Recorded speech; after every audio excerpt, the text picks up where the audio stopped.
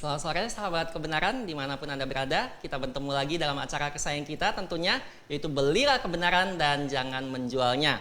Baik, pada sore hari ini seperti biasa 1 jam ke depan kita akan membahas topik-topik penting dalam kekristenan. Nah, pada episode kali ini, yaitu episode ke-48, tema yang kita angkat pada sore hari ini adalah kemahatauan Tuhan. Baik, seperti biasa saya Evan sebagai host Anda pada sore hari ini dan narasumber kita yaitu Dr. Stephen Ensendil. Selamat sore, Dokter. Ya, selamat sore, Saudara Evan. Bagaimana kabarnya, Dokter? Baik. Baik, dan kita juga bersuka cita karena tadi pagi kita baru merayakan ulang tahun Grave yang ke-25 ya. Puji Dokter, syukur kepada Tuhan, sudah seperempat abad. Seperempat abad, betul. Pertama kali pelayanan GBIA Grave dimulai. Ya, baik. Luar biasa ya. Baik, dan tentunya saya akan mengingatkan kembali kepada pemirsa sekalian, apabila Anda mempunyai pertanyaan, silakan langsung saja ketik di kolom komentar di live Facebook kami, atau apabila Anda ingin menghubungi kami langsung, silakan hubungi kami di WA call kami di 0811 9222 313, di 0811 9222 313. Baik, topik yang kita angkat cukup menarik ya, Dokter ya, yaitu kemahatauan Tuhan. Ya. Nah, kita akan membahas beberapa macam kemahatauan Tuhan ya. Ada yang disebut determinism, seperti yang dokter saat ini sedang berdebat dengan salah satu Calvinisme ya. Dan ini adalah paham yang mereka pegang begitu ya. Ada open theism, ada simple foreknowledge, ada Molinisme. Baik, apa saja itu nanti dokter akan menjelaskan secara lebih terperinci begitu. Baik, langsung saya akan berikan waktu dan tempat pada dokter untuk menjelaskan pada kita mengenai topik pada sore hari ini. Silakan dokter. Oke, baik. Ya, selamat sore sekali lagi dan salam Maranatha kepada semua pemirsa dan sahabat BKDM ya, Belilah Kebenaran dan Jangan Menjualnya. Ya, Maranatha. Saya hampir bilang sahabat Mutiara Kebenaran karena saya sedang banyak merekam program Mutiara Kebenaran. Tapi itu adalah program audio saja, tapi kita ini interaktif dan kita juga bersifat video dan audio, jadi lebih canggih lagi sebenarnya ya, BKDM, Belilah Kebenaran dan Jangan Menjualnya. Topik yang akan kita bahas hari ini adalah mengenai kemahatauan. Dan saya ingin mulai dengan mengukuhkan terlebih dahulu bahwa Alkitab memang mengajarkan kemahatauan. Ya. Jadi kita akan melihat beberapa ayat mengenai hal tersebut. Pertama-tama coba kita lihat dulu di dalam Mazmur pasalnya yang ke-139. Jadi suatu doktrin yang dipercaya oleh orang Kristen itu pertama-tama haruslah Alkitabiah. Dan terlalu banyak doktrin itu tidak Alkitabiah. Ya, tidak Alkitabiah biasanya karena sudah ada suatu konsep filosofi duluan, ya, kemudian dicoba dimasukkan ke dalam Alkitab. Nah, kita tidak boleh seperti itu, kita harus Alkitabiah. Dan Alkitabiah itu berarti harus didasarkan pada seluruh Alkitab, bukan sebagian Alkitab. Jadi kadang-kadang banyak sekali kesalahan, banyak sekali penyesatan itu dia bukan nggak pakai Alkitab. Ya, dia akan pakai Alkitab, dia akan buka ayat-ayat tertentu, ya, tapi kemudian ada ayat-ayat lain yang diabaikan. Ya. Jadi Alkitabiah itu berarti semua ayat itu harus bisa dijelaskan dalam suatu harmonisme, ya, keharmonisan yang indah begitu, yang sesuai dengan Alkitab. Jadi apakah Alkitab mengajarkan bahwa Allah Maha Tahu? Ya. Dan itu positif ya, afirmatif. Alkitab memang mengajarkan demikian. Coba kita buka di Mazmur 139. Dan di Mazmur ini sangat indah, beberapa sifat Tuhan dibahas, ada Maha Tahu, ada Maha Hadir. Namun kita hari ini bahas Maha Tahunya saja. Ya. Di ayat 1 dan ayat 6. Ayat 1 dan ayat 6 ya. Baik, sampai ayat 6. Boleh tolong dibaca. Saya bacakan. Ya. Mazmur 139 ayat 1 sampai 6, demikian firman Tuhan. Untuk pemimpin biduan Mazmur Daud, Tuhan, Engkau menyelidiki dan mengenal aku. Engkau mengetahui kalau aku duduk atau berdiri. Engkau mengerti pikiranku dari jauh. Engkau memeriksa aku kalau aku berjalan dan berbaring. Segala jalanku Kau maklumi. Sebab sebelum lidahku mengeluarkan perkataan, sesungguhnya semuanya telah Kau ketahui ya Tuhan. Dari belakang dan dari depan Engkau mengurung aku, dan Engkau menaruh tangan-Mu ke atasku. Terlalu ajaib bagiku pengetahuan itu, terlalu tinggi, tidak sanggup aku mencapainya. Oke, baik. Jadi ini adalah perikop yang klasik tentang kemahatauan, tapi bukan hanya ini, tentu ada banyak perikop lain dalam Alkitab yang mengokohkan kemahatauan Tuhan. Kita akan beralih ke kitab Yesaya. Dan di dalam kitab Yesaya kita melihat di sini, dan sebenarnya ada banyak ya. Ada banyak sekali. Kita bisa melihat misalnya Yesaya pasalnya yang ke-41, kita mulai di situ. Ini langsung saya bacakan saja. Silakan, Pak. Misalnya kalau kita lihat mulai dari ayat 21 itu Lembaga Alkitab Indonesia memberikan judul Tuhan menantang berhala-berhala. Betul. Dan salah satu perbedaan antara Tuhan yang hidup, ya, Allah Jehovah pencipta langit dan bumi, dengan berhala-berhala adalah bahwa Allah pencipta langit dan bumi itu dia hidup gitu. Dan dia benar-benar ada, bukan patung, ya, bukan buatan manusia. Dan dia salah satu ciri khas dia adalah dia tahu, dia maha tahu. Ya. Oleh karena itu salah satu tantangan Tuhan kepada berhala-berhala, ya, kepada Israel, Tuhan menantang, kalau kamu memang mau menyembah berhala-berhala ini, bisa nggak mereka? Ya, dan salah satunya yang Tuhan tantang adalah masalah, bisa nggak berhala-berhala ini mengetahui apa yang akan datang?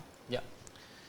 Dan ayat 22, biarlah mereka maju dan memberitahukan kepada kami apa yang akan terjadi. Tuhan menantang di sini. Artinya gini, Tuhan bisa mengetahui apa yang akan terjadi. Betul. Tapi kalau patung dia tidak bisa. Ya. Nubuat yang dahulu beritahukanlah apa artinya supaya kami memperhatikannya, atau hal-hal yang akan datang kabarkanlah kepada kami supaya kami mengetahui kesudahannya. Ya. Beritahukanlah hal-hal yang akan datang kemudian supaya kami mengetahui bahwa kamu ini sungguh Allah. Jadi Tuhan menekankan bahwa salah satu ciri khas atau karakteristik dari Allah yang sejati adalah dia harus maha tahu, dia harus tahu masa depan. Dia harus bisa memberitahu sebelum hal itu terjadi apa yang akan terjadi. Ya. Ini ciri khas dari Tuhan yang benar gitu ya. Nah, dan ini bukan hanya di satu perikop ini, bahkan Yesaya pasal 40-an semuanya banyak sekali berbicara mengenai hal itu. Di pasalnya yang ke-42 misalnya, ayat 8, Ya. dikatakan di sini ya, Yesaya 42 ayat 8 dan 9, aku ini Tuhan, Tuhan di sini Jehovah di baliknya, itulah namaku, aku tidak akan memberikan kemuliaanku pada yang lain atau kemasyuranku kepada patung. Nubuat-nubuat yang dahulu sekarang sudah menjadi kenyataan. Jadi dari mana Tuhan membuktikan dirinya Allah adalah dia memberikan nubuat dan terjadi gitu. Ya. Dan tidak stop, Tuhan tidak stop memberi nubuat, hal-hal yang baru hendak kuberitahukan, Tuhan bilang. Jadi Tuhan memberikan nubuat-nubuat yang baru lagi, termasuk dalam kitab Yesaya ini, gitu kan. Sebelum hal-hal itu muncul, aku mengabarkannya kepadamu, gitu.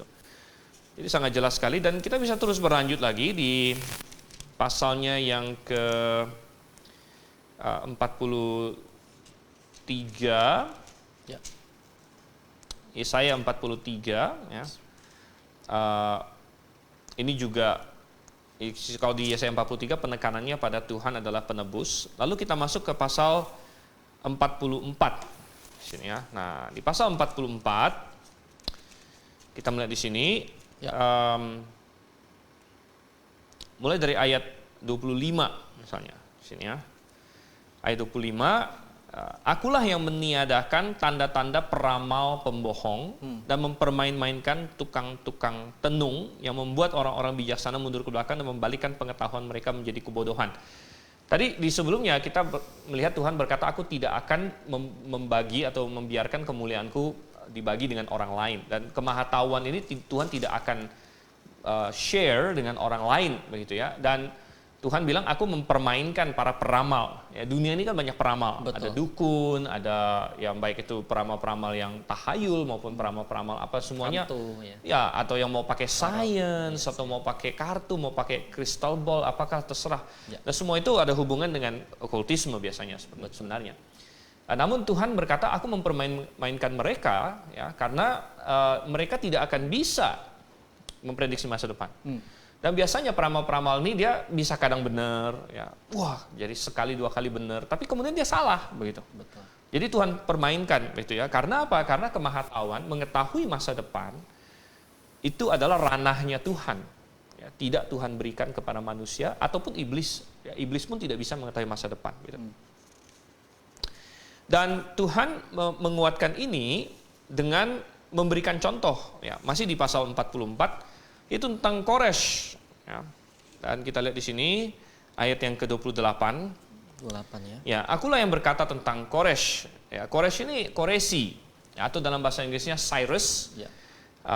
Ini adalah raja Persia, dan raja Persia Cyrus ini baru akan muncul tahun 500-an sebelum Masehi.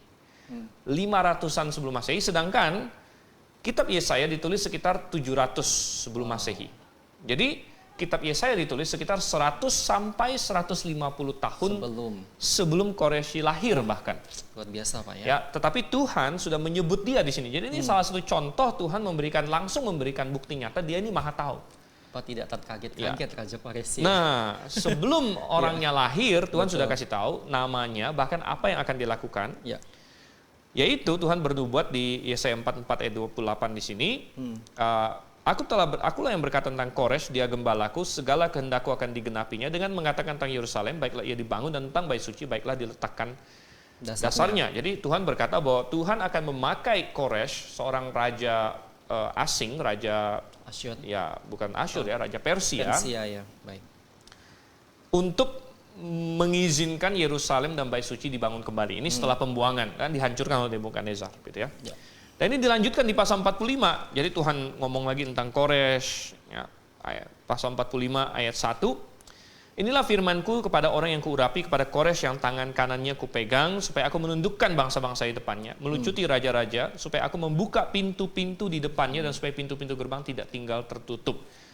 Dan luar biasa sekali, Koresh bisa menang melawan Babel, itu ceritanya sangat luar biasa kalau kita mempelajari sejarah. Babel itu adalah kota yang begitu kuat dan begitu aman, ya, sehingga mestinya dia dikepung berapa lama pun dia aman, tentram. Makanya kalau kita baca di kitab Daniel, Belshazzar, ya, raja Babel waktu itu masih pesta-pesta pada malam sebelum dia dibunuh. Padahal sedang dikepung ya. Padahal sedang dikepung, ya. Ada sejarah mencatat bahwa tentara Persia sedang mengepung, namun dia begitu yakin, kokoh bahwa tembok Babel itu nggak bisa ditembus. Wow. Tapi Tuhan sudah bernubuat di sini, aku yang akan membuka pintu-pintu di depannya.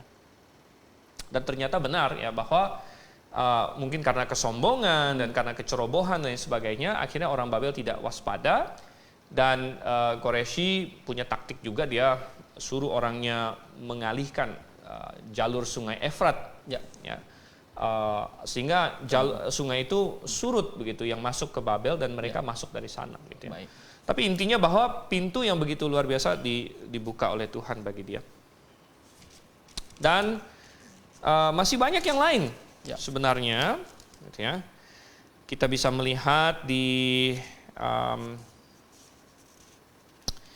pasalnya yang ke-46 misalnya. Pasal 46 masih Yesaya ayat yang ke-9, mulai dari ayat 9. Ya. Ingatlah hal-hal yang dahulu dari sejak purbakala, bahwasanya akulah Allah dan tidak ada yang lain, akulah Allah dan tidak ada yang seperti aku, yang memberitahukan dari mulanya hal yang kemudian, dan dari zaman purbakala apa yang belum terlaksana, ya, yang berkata keputusanku akan sampai dan segala kehendakku akan kulaksanakan.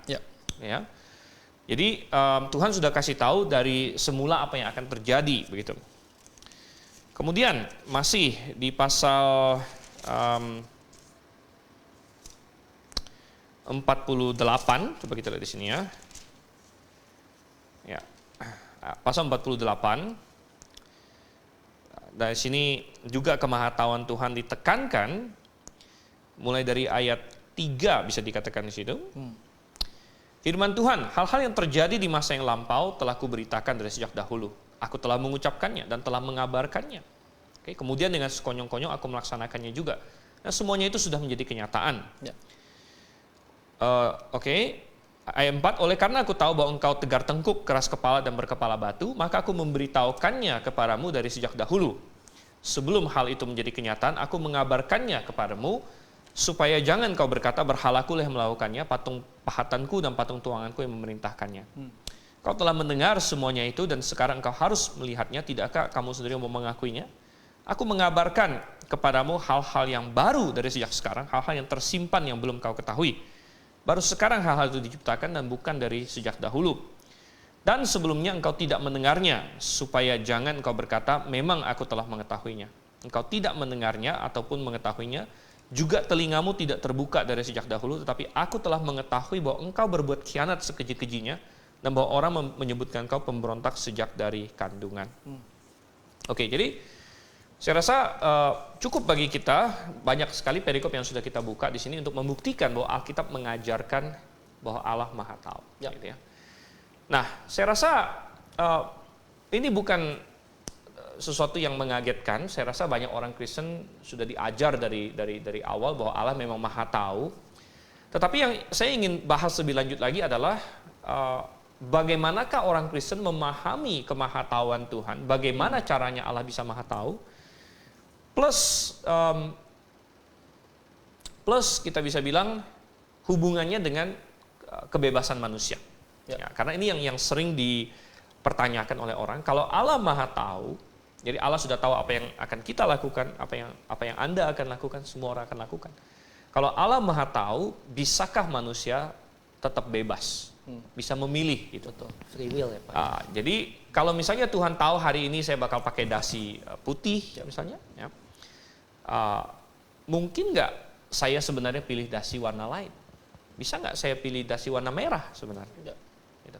Memang tadi pagi di depan dasi-dasi saya ada beberapa pilihan begitu. Akhirnya kan memang saya pilih yang putih. Betul. Dan tentu pilihan ini diketahui Tuhan dari dulu gitu. Ya. Dari sejak kekekalan dia sudah tahu. Nah, pertanyaannya adalah kalau memang Tuhan sudah tahu dan Tuhan tidak mungkin salah. Ya. Sebenarnya saya punya pilihan atau tidak gitu. Bisakah saya sebenarnya memilih yang lain? Begitu ya. Nah, bagaimana kita menjawab ini tergantung dari bagaimana kita memahami kok Tuhan bisa Maha Tahu dan apa artinya kemahatauan Tuhan. Jadi ini sedikit filosofis ya, tetapi kita mencoba untuk kembali patokan kita adalah Alkitab absolut. Ya, Alkitab absolut. Nah, jadi apapun kesimpulan yang akan kita tarik, kita tidak mau nabrak Alkitab. Betul.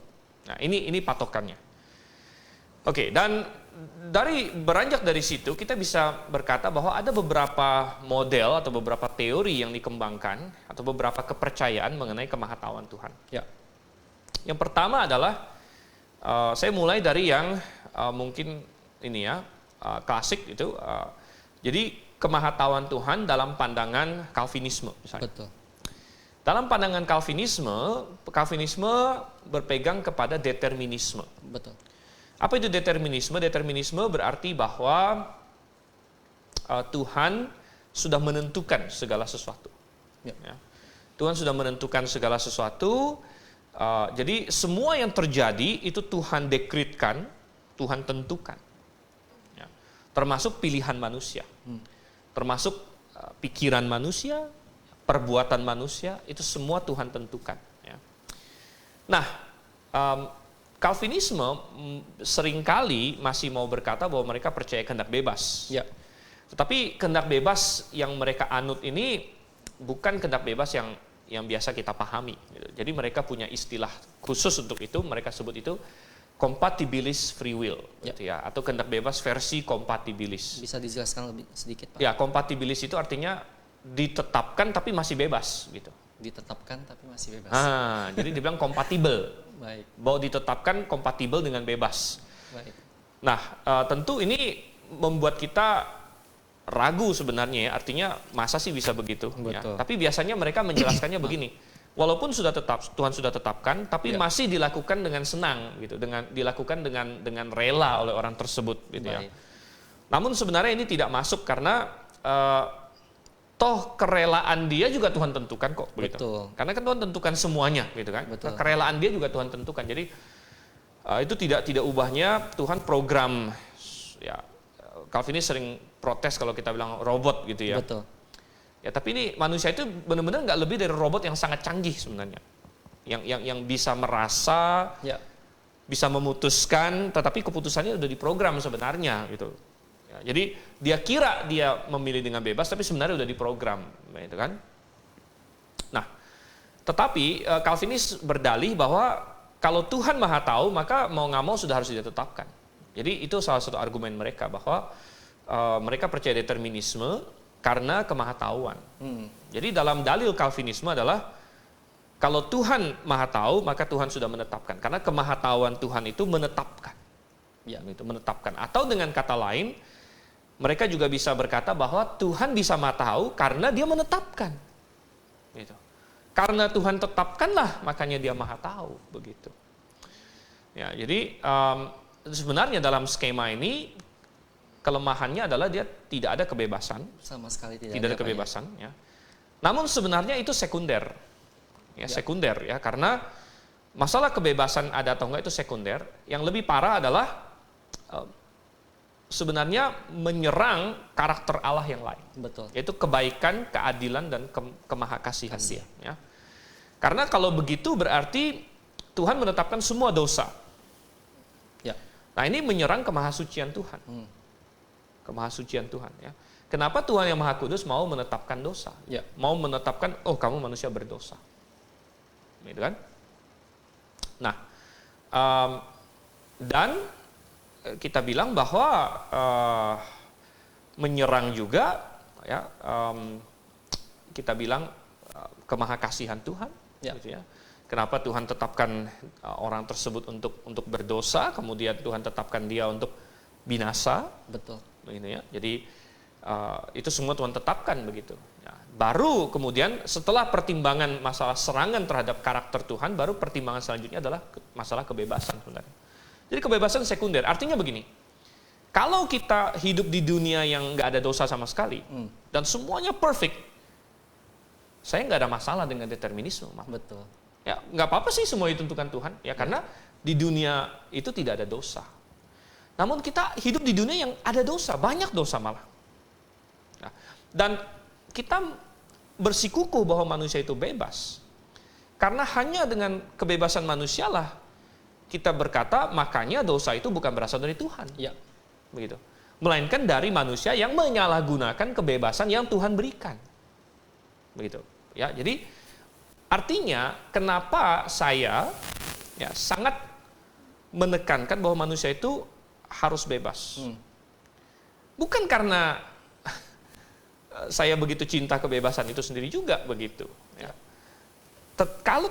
Kalau misalnya kita hidup di dunia yang nggak ada dosa, ya nggak bebas pun nggak masalah sebenarnya.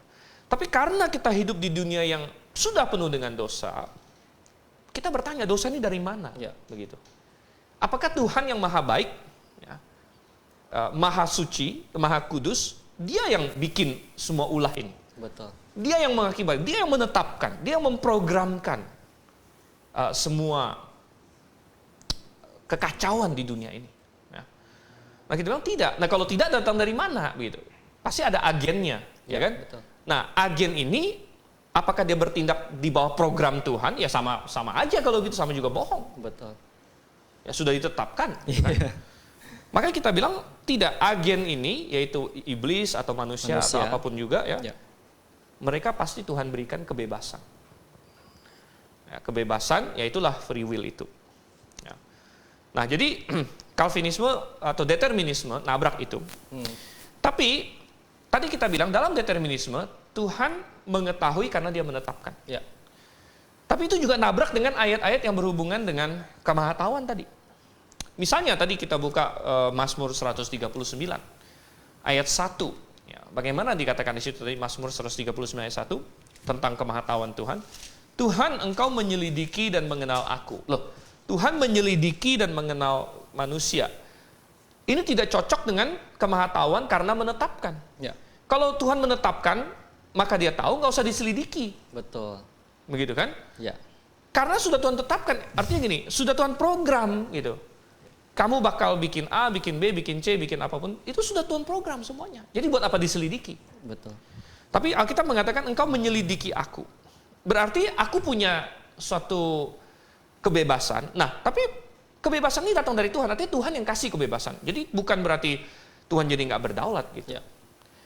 Karena, nah ini yang paling sering dibikin oleh Calvinis. Kalau misalnya orang bisa berkehendak di luar dari program Tuhan, berarti Tuhan tidak berdaulat. Ya. Salah. Justru kemaha berdaulatan Tuhan adalah kedaulatan yang sedemikian hebat, tidak terancam oleh kebebasan manusia. Tidak terancam oleh kebebasan manusia. Karena kebebasan ini Tuhan yang kasih, dan semua masih dalam kendali Tuhan. Artinya begini, ibarat main catur, ya. Kalau determinisme itu berarti main catur, tapi yang gerakin satu orang semua. Yang putih saya yang gerakin, yang hitam saya gerakin. Karena semua di bawah program saya.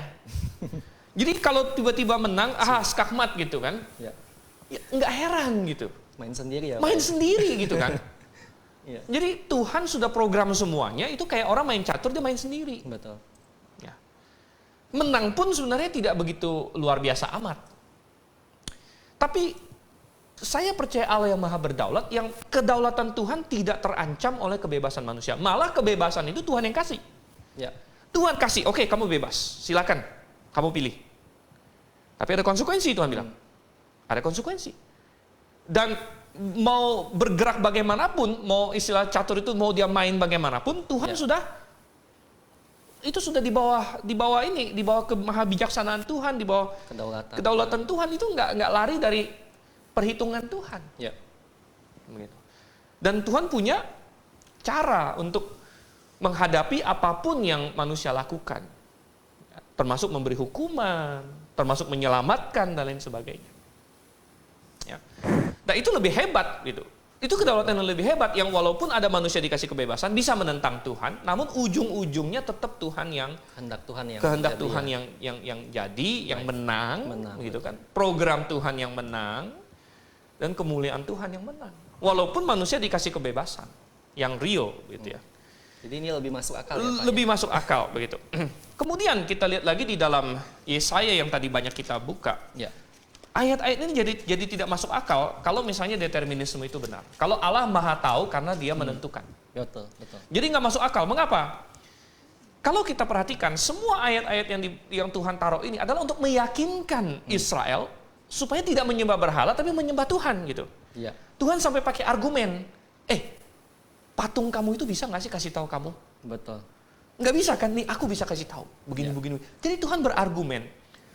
Pertanyaannya adalah, ngapain Tuhan susah-susah berargumen seperti itu? Ditetapkan aja Israel bertobat. Betul. Gitu. Kesannya Tuhan pura-pura begitu. Jadi kayak Tuhan itu kayak meminta. Dia sangat. Ayo ini kayak berargumen dan meyakinkan, mencoba meyakinkan Israel. Aku ini Tuhan yang benar. Betul. Bahkan dia bilang di pasal 48. Pasal 48 ayat 8. Ya. Engkau tidak mendengarnya ataupun mengetahuinya. Telingamu tidak terbuka dari dahulu kala. Tetapi aku telah mengetahui bahwa engkau telah berbuat khianat sekeji-kejinya. Jadi Tuhan menyayangkan.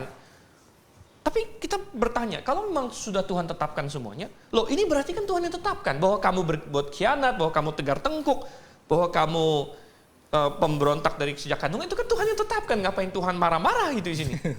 Betul sekali. Ngapain Tuhan protes? Ya. Jadi sangat menyerang karakternya ya, Tuhan. Ya, aneh, maksudnya begini. Determinisme di dalam konteks Alkitab itu tidak koheren sebenarnya. Ya. Tidak koheren dan tidak bisa menjelaskan gitu. Jadi betul. Bahkan Calvinis pun dia harus kayak ubah mindsetting dia setiap kali dia baca begini. Oh, ini dari sudut pandang manusia. Nanti tapi sebenarnya ada dekret rahasia Tuhan loh. Begitu. Ada dekret rahasia Tuhan loh. Ya.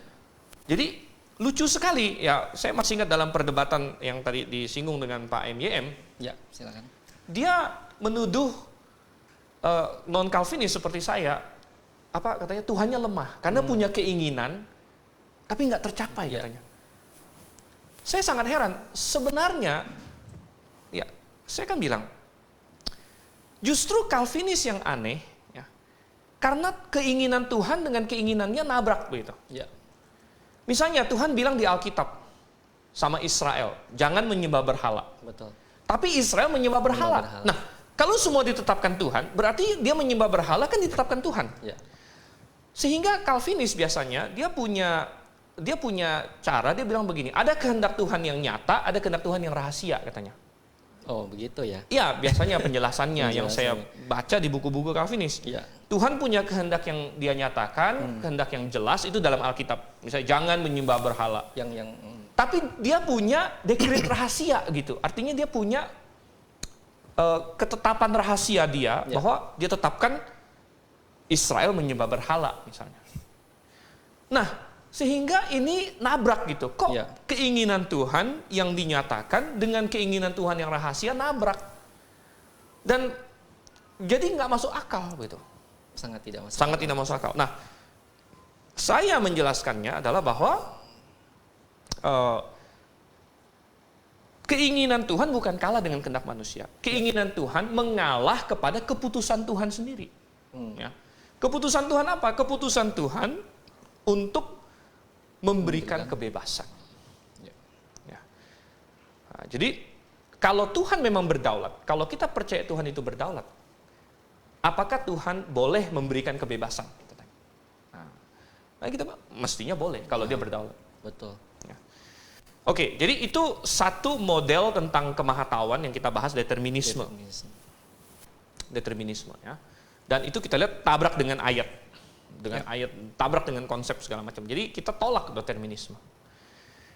Tetapi ada orang yang termakan konsep determinisme ya. Tapi menolak determinisme, tapi termakan konsepnya. Sehingga akhirnya dia lari ke ekstrim yang satunya lagi dan akhirnya membuat satu teologi namanya open theism. Open theism ya Pak. Open theism. Ya. Silakan Pak. Open theism itu setuju dengan determinisme Ya. bahwa kalau Tuhan sudah tahu berarti tidak ada kebebasan. Tapi mereka bilang kebebasan itu ada. Sehingga open theism mengambil kesimpulan yang 180 derajat berbeda dengan determinisme walaupun istilahnya asumsi mereka sama sebenarnya. Ya. Yaitu kalau Tuhan sudah tahu maka tidak ada kebebasan. Sehingga solusi open theism adalah Tuhan tidak tahu sebenarnya. Nah, jadi the future is open, makanya namanya open theism. Bebas ya. Ya, Bisa terbuka. terjadi apa saja. Tuhan tidak benar-benar tahu. Tuhan itu cuman dia maha bijaksana, jadi dia bisa nebak dengan sangat tepat. Oh, Begitu. Tapi ada banyak yang Tuhan tahu katanya. Ya. Tapi yang kehendak bebas manusia itu Tuhan tidak tahu katanya. wow. Jadi ini open theism ya. Ya. Nah, open theism ini juga salah. Ya, sangat salah karena nabrak dengan Alkitab. Ya. Tapi kenapa bisa ada open theism? Sebagai respon terhadap determinisme ini. Ya. Karena kaum determinisme terus berkoar-koar dan terus menekan bahwa kalau Tuhan sudah tahu, nggak ada pilihan. Kalau Tuhan sudah tahu tidak ada pilihan, tidak ada pilihan. Jadi ini terpatri ke dalam pikiran mereka dan mereka oh iya benar ya. Tapi karena mereka tetap mau ada pilihan,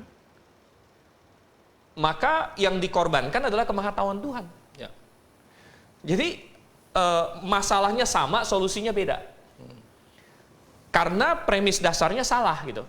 Premis dasarnya adalah kalau Tuhan sudah maha tahu, maka nggak ada pilihan. Ya. Nggak ada pilihan real. Tuhan sudah maha tahu, Tuhan sudah tahu kamu mau pilih apa, ya udah kamu nggak bisa pilih yang lain. Betul. Nah, sehingga ada salah satu yang harus dikorbankan. Ya. Kalau determinisme, Calvinisme dia korbankan pilihannya. Ya udah, saya tetap pegang Tuhan maha tahu. Berarti nggak ada pilihan. Betul. Sedangkan open theism, dia bilang saya mau mempertahankan pilihan. Pilihan tetap ada. Jadi yang saya korbankan kemahatauan. Gitu. Jadi mereka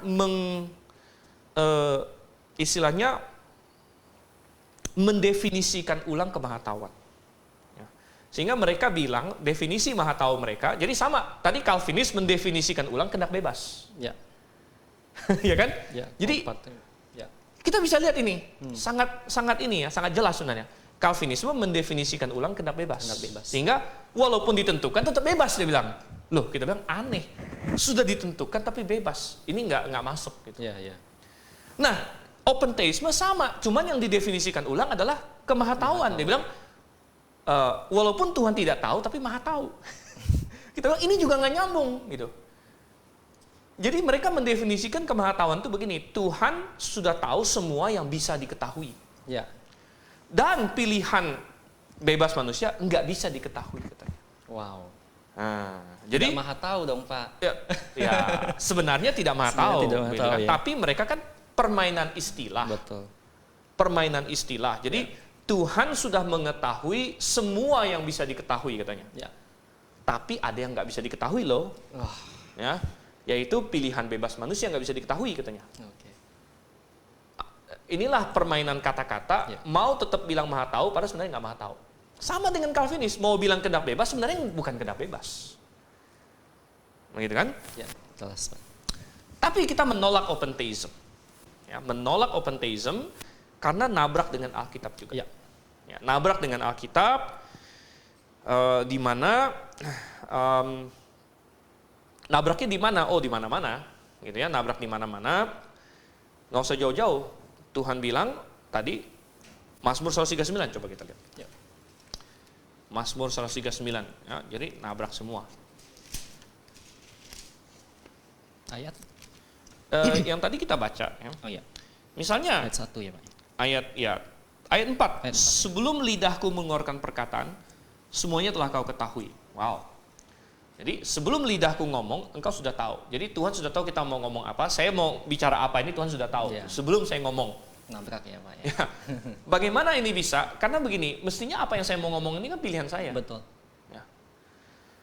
Nah, lalu nabrak juga tadi di Yesaya 44, nubuat tentang Kores. Tadi kita sudah bilang, Koresi itu lahir 150 tahun setelah Yesaya menulis. Loh, 150 tahun sebelum orang lahir, Tuhan sudah bisa tahu, bukan saja apa yang akan dilakukan, bahkan nama dia segala macam. Ya. Bagaimana mungkin Tuhan cuma nebak-nebak? Ya. Ini kan berarti Tuhan harus tahu bukan hanya Koresi, Tuhan harus tahu orang tuanya, kakeknya, buyutnya, yang masing-masing semua punya pilihan siapa yang mau dinikahin, Betul sekali. mau dikasih nama apa, jadinya gimana. Ya, satu generasi aja udah bisa nyabang kemana-mana. Belum lagi sampai, ini 150 tahun loh, berapa generasi nih? Ya. Nah, wah bisa berapa generasi, ya sampai akhirnya ada orang namanya Kores, bisa jadi raja lagi gitu kan. Ya. Raja Persia. Jadi nggak mungkin ini hanya sekedar nebak-nebak saja gitu.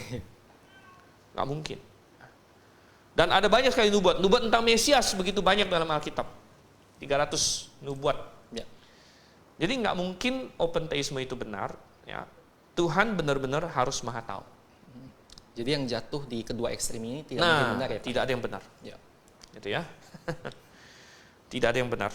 Jadi ya masih cukup ya waktu kita ya. Ya silakan Pak. Oke, baik, nggak masalah. Karena ini pembahasannya panjang, ya panjang. Jadi nggak apa-apa kalau waktu bertanyanya agak sedikit ya, tapi nggak apa-apa, nanti bisa ditanyakan. Jadi kalau begitu, bagaimana sih Tuhan bisa mengetahui, gitu kan? Dan kehendak bebas bisa tetap ada, gitu ya. Betul. Nah, Ini yang benarnya Pak ya, seharusnya ya. Yang sesuai coba Alkitab kita buka gitu ya. Mazmur dulu. Ya, Mazmur 139 lagi. Tadi kan ini perikop mengenai ini kemahatauan Tuhan ya. Perhatikan ayat yang ke-6. Apa dikatakan di situ? Ayat Boleh dibaca ke-6, ayat ya. 6. Terlalu ajaib bagiku pengetahuan itu, terlalu tinggi, tidak sanggup aku mencapainya. Baik. Artinya kita tidak bisa mengetahui Ya. dengan 100% cara Tuhan bisa maha tahu. Karena itu terlalu ajaib gitu. Kalau kita bisa sampai kayak jelaskan Tuhan maha tahu ini mekanismenya begini, begini, begini. Ya kita udah jadi Tuhan. Ya, betul. Kita jadi Tuhan. Sama seperti kalau saya tanya, kenapa sih Tuhan bisa maha kuasa? Jelaskan dong. Ya, saya nggak bisa, saya nyerah deh. Kok Tuhan bisa maha berkuasa gitu kan? Jadi Tuhan kok bisa maha tahu? Ya terus terang saya tidak punya 100% jawabannya. Karena itu terlalu ajaib gitu. Dan boleh nggak kita berkata itu misteri? Boleh. Ya. Sering misalnya Calvinis ataupun open theist, Ya. kadang-kadang mereka pakai misteri juga. Misalnya tadi kita bilang sama open theist, kalau Tuhan tidak benar-benar tahu pilihan manusia, kok udah bisa memprediksikan Kores? Bisa bernubuat Kores 150 tahun sebelum dia lahir. Kadang-kadang ya jawabannya, misteri gitu. Dia bilang, kalau misteri sih boleh aja, tapi misteri itu nggak boleh nabrak Alkitab. Betul. Ya, misteri itu nggak boleh nabrak Alkitab. Kita boleh pakai misteri, tapi misteri tidak boleh nabrak Alkitab. Ya. Seperti Calvinis, kita bilang. Ya, Calvinis kadang-kadang dia pakai misteri juga. Kenapa Tuhan bisa menetapkan dosa, Tapi menurut Calvinis, Tuhan nggak bertanggung jawab atas dosa. Manusia yang bertanggung jawab. Lalu kadang-kadang mereka bilang, itu kan misteri katanya. Misteri boleh-boleh aja. Ya saya juga bisa pakai misteri. Tapi misteri nggak boleh nabrak Alkitab. Gitu. Kalau kamu bilang kamu percaya Allah menetapkan dosa, loh ada ayatnya yang bertentangan. Ya. Yeremia 7 ayat 31. Orang Israel mempersembahkan anaknya sama Molok. Tuhan bilang, nggak pernah itu dalam aku perintahkan, nggak pernah muncul dalam hatiku. Kalau nggak pernah muncul dalam hati Tuhan, apakah itu berarti ditetapkan Tuhan? Kan nggak masuk akal gitu. Ya. Nggak masuk akal. Artinya Tuhan tidak punya sedikit pun keinginan ke sana. Kalau Tuhan tidak punya sedikit pun keinginan ke sana, kenapa Tuhan bisa tetapkan? Kan nggak nonsens. Nah bukan berarti Tuhan nggak tahu, Tuhan sudah tahu itu. Tapi Tuhan, artinya Tuhan tidak ada keinginan sedikit pun ke sana. Tidak ada dalam hatiku Tuhan. Jadi nabrak. Nah, daripada kita bikin misteri-misteri yang nabrak Alkitab, lebih baik kita menetapkan misteri di poin yang tidak bertentangan dengan Alkitab. Betul sekali, Pak. Ya. Misalnya, kalau ditanya, kamu tahu dari bagaimana Tuhan bisa maha tahu? Ya, salah satu jawabannya adalah saya tidak bisa jawabkan 100%. Ya. Tapi ya kita bisa melihat dan menyelidiki Alkitab. Ya. Dan bisa muncul beberapa teori yang penting nggak nabrak Alkitab lah gitu. Ya. Salah satunya adalah kita sebut simple foreknowledge. Ya. Simple foreknowledge berkata bahwa Tuhan itu maha tahu, itu sifat Dia. Ya. Sehingga apa yang akan terjadi itu Tuhan langsung sudah tahu aja gitu. Jadi simple. Ya, itulah namanya kemahatauan. Tuhan langsung tahu gitu. Tahu aja ya. Tuhan tahu aja gitu. Memang itu sifat Dia gitu. Baik. Kayak misalnya eksistensi Tuhan. Tuhan maha eksis, artinya Dia hadir dari dulu. Ya Tuhan eksis aja. Nggak perlu ditanya Tuhan cara eksisnya gimana. Ya. Tuhan pokoknya Dia tahu aja gitu. Dia tahu dan kita berkata bahwa misalnya, ini tidak bertentangan dengan kebebasan. Ya. Jadi penjelasannya kira-kira seperti ini. Kalau misalnya saya tadi pagi pakai ini, kita ambil ilustrasi dasi lagi. Ya. Ini dasi putih ya, putih agak sedikit biru-biru. Saya tadi pagi pilih dasi ini. Sehingga pertanyaannya, kalau Tuhan sudah tahu dong, dari kekekalan Tuhan sudah tahu bahwa saya akan pakai dasi ini. Ya oke, Tuhan sudah tahu. Dari kekekalan Tuhan sudah tahu. Baik. Apakah berarti saya tidak punya pilihan? Oh enggak, saya tetap punya pilihan. Saya tetap punya pilihan. Kalau misalnya saya pilih dasi warna merah, bisa nggak? Bisa loh. Berarti pengetahuan Tuhan salah dong? Enggak juga, gitu kan? Kalau misalnya saya pilihnya dasi warna merah, maka dari kekekalan Tuhan taunya saya pilih dasi warna merah. Begitu. Ya. Kalau saya pilih nggak pakai dasi, Tuhan taunya dari kekekalan adalah saya pilih tidak pakai dasi, gitu. Ya. Jadi kita nggak perlu terlalu bingung gimana caranya Tuhan tahu, gitu ya. Makanya disebut simple foreknowledge. Ya. Ya. Pokoknya Tuhan tahu dan itu tidak mengganggu kebebasan. Apapun yang saya pilih, itulah yang Tuhan ketahui. Baik. Dari kekekalan. Gitu. Namanya juga maha tahu. Baik. Kalau misalnya Tuhan tahu karena Dia menetapkan, itu bukan maha tahu namanya. Saya pun tahu apa yang mau saya lakukan. Saya nggak maha tahu. Betul. Nah mungkin ada yang bilang, kalau kamu kan bisa gagal, kalau Tuhan kan nggak mungkin gagal. Ya. Benar, saya gagal karena saya tidak maha kuasa. Misalnya saya mau melakukan A, gagal gitu kan. Itu karena saya kurang kuasa. Ya. Kalau Tuhan nggak mungkin gagal karena maha kuasa. Tapi kalau begitu yang hebat maha kuasanya Tuhan, bukan maha taunya Tuhan. Tuhan tidak maha tahu. Karena Dia tahu apa yang Dia tetapkan gitu kan. Baik. Itu bukan maha tahu namanya. Begitu. Dan jadi Tuhan maha tahu adalah Dia tidak tetapkan, ini punya manusia punya kehendak bebas, tapi Tuhan tahu aja, Dia tahu apa yang akan terjadi. Dan kelemahan dari sistem ini adalah? Kelemahannya, ya itu tidak bisa menjelaskan caranya Tuhan tahu. Baik. Ya. Dan itu tidak perlu kita jelaskan. Gitu. Dijelaskan. Menurut saya tidak perlu kita jelaskan, itu adalah suatu sifat Tuhan yang memang itulah Tuhan, dari sananya Tuhan. Baik. Kok Tuhan bisa tahu gitu? Baik. Ya. Nah, ada lagi yang lain. Ada namanya satu lagi ya Pak ya? Ya, namanya Molinisme. Baik, mohon maaf Pak, saya potong sebentar. Ya, baik. karena kita akan ada iklan yang lewat. Oh, Nanti kita iklan. akan lanjutkan ke Oh iya. Nanti langsung tanya jawab ke aja ya. pengetahuan. Oh, boleh dijelaskan dulu yang Molinisme nanti. Sedikit ya Pak ya? Ya, atau ya sedikit atau nanti kita Baik, waktu baik, ya. Oke, baik. Sahabat Karena waktu kebenaran. udah mau habis ya. Betul, sahabat kebenaran sekalian, kita akan kembali lagi setelah pesan-pesan